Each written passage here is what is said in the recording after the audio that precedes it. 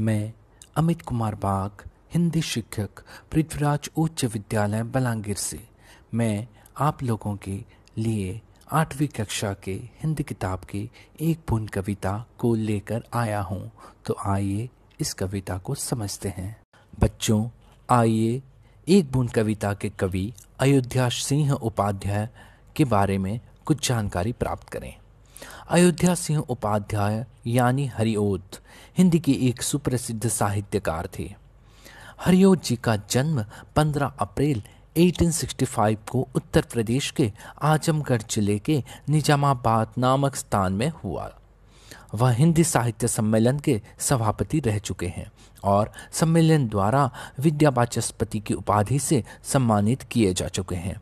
प्रिय प्रभास हरिओद जी का सबसे प्रसिद्ध और महत्वपूर्ण ग्रंथ है। यह हिंदी खड़ी बोली का प्रथम महाकाव्य और इसे मंगला प्रसाद पुरस्कार प्राप्त हो चुका है।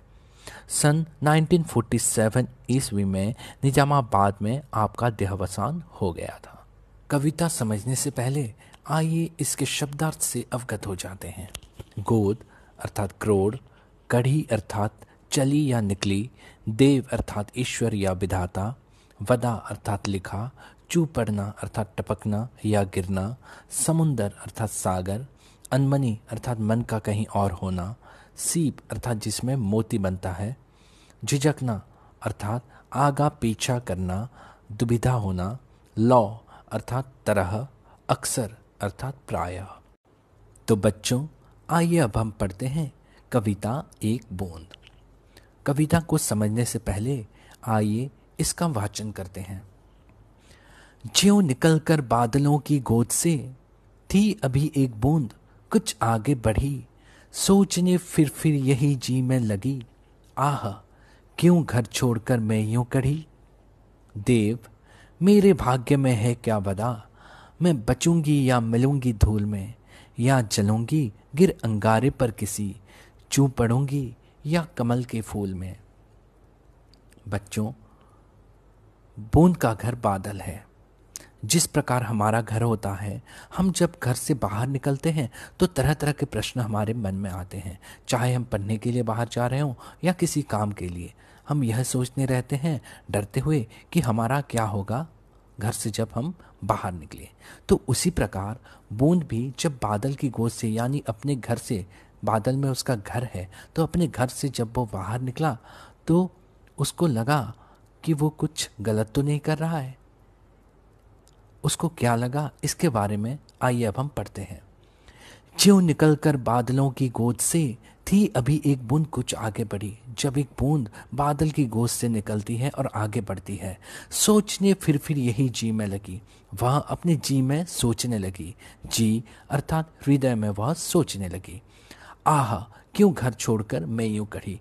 वह यह सोच रही है, आह मैं क्यों घर छोड़कर बाहर निकली, मेरा क्या होगा, कहीं मेरा कुछ बुरा तो नहीं हो जाएगा, ऐसा वह सोच रही थी।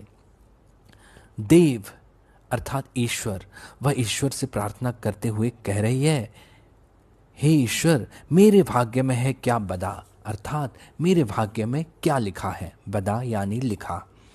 मैं बचूंगी या मिलूंगी धूल में, मैं बच जाऊंगी या मैं धूल में मिल जाऊंगी। धूल के ऊपर अगर मैं गिर गई तो धूल में मैं मिल जाऊंगी।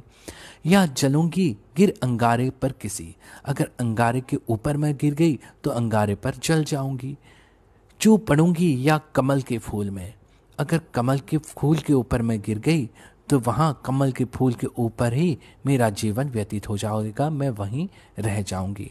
इस प्रकार बूंद जब घर से बाहर निकली तो उसके मन में तरह तरह के प्रश्न आ रहे थे और उसमें घबराहट आ रही थी। वो डरी हुई और सहमी हुई सी थी।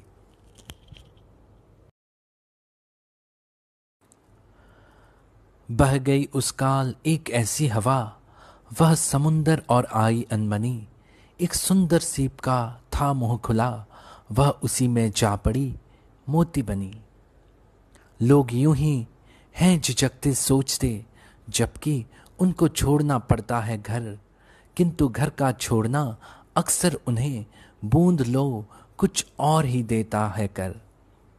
तो आइए कविता के इस दूसरे भाग को समझते हैं।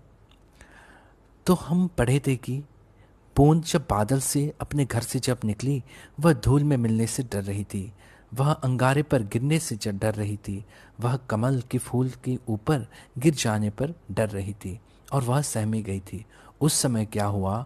वह गई उस काल एक ऐसी हवा, ऐसे में वह गई उस काल एक ऐसी हवा, हवा का एक वहाव आया, और वह समुंदर और आई अनमनी। वह उस अनमनी अर्थात उसका मन कहीं और था, और उसी समय हवा के सहारे वह समंदर की ओर आ गई। एक सुंदर सीप का था मुंह खुला। उस समय समंदर में एक सीप का मुंह खुला हुआ था। वह उसी में जा पड़ी, मोती बनी। वह उसी में जा पड़ी और मोती बन गई।